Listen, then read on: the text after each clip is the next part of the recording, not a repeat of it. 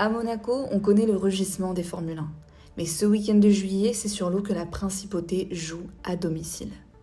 Au large du port Hercule, des bateaux 100% électriques s'élèvent sur leurs foils et dépassent les 90 km/h. Bienvenue dans les E1 Series, le premier championnat du monde de bateaux de course entièrement électriques. Et cette année, pour la première fois, une équipe porte les couleurs de la Principauté. E1 Team Monaco. Une équipe ambitieuse née après quasiment 20 mois de travail. L'objectif, créer une écurie capable de représenter Monaco sur les différentes étapes du championnat. À son origine, 2 hommes. D'un côté, Chris Taylor, entrepreneur britannique installé en Principauté, co-créateur du jouet pour enfants Polly Pocket et déjà familier de la course électrique à travers la Formule E. Et de l'autre, Maxime Nochet, l'un des plus grands noms du kitefoil, 11 titres de champion du monde, 10 titres européens et 15 titres de champion de France. Mais après un accident de bateau qui met un terme à sa carrière sportive, Maxime Nochet découvre les E1 lors de leur première venue à Monaco. L'idée prend forme, revenir à la compétition sur l'eau, cette fois aux commandes d'un Racebird et sous les couleurs de la Principauté.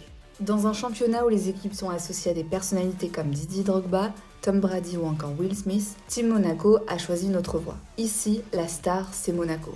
Tout simplement. Un projet placé sous le haut patronage du prince Albert II et soutenu par sa fondation avec comme volonté associer sport, nouvelles technologies et protection des océans. Sur l'eau, Team Monaco s'appuie sur un duo particulièrement complémentaire. Maxime Nochet découvre la discipline mais apporte toute son expérience de la compétition et des sports de foil. À ses côtés, Oban Ducan. À 20 ans, la Britannique court en bateau depuis l'âge de 8 ans.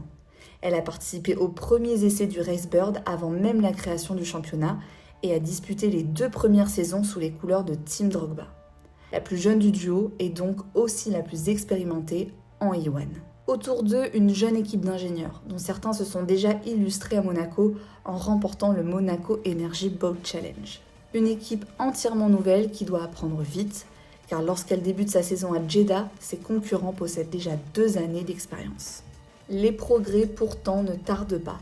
Un peu plus tôt dans la saison, à Dubrovnik, Team Monaco passe tout près de son premier podium avant qu'un problème technique ne vienne briser ses espoirs. Puis vient Monaco, sa 4e course seulement. Et devant son public, l'équipe frappe fort. Meilleur temps des qualifications et première pole position de son histoire. Le lendemain, la course se révèle plus difficile. Une erreur de parcours, puis des pénalités, privent Team Monaco de la finale. Mais la vitesse est bien là. Une pole position, un meilleur tour de course et une 7e place pour cette étape monégasque. Malgré cette finalité, Team Monaco confirme son potentiel après seulement 4 courses au total. Pour sa première saison, l'équipe locale apprend encore. Mais ici, à domicile, elle vient surtout de montrer qu'elle pouvait déjà viser haut. L'histoire de l'E1 Team Monaco ne fait que commencer.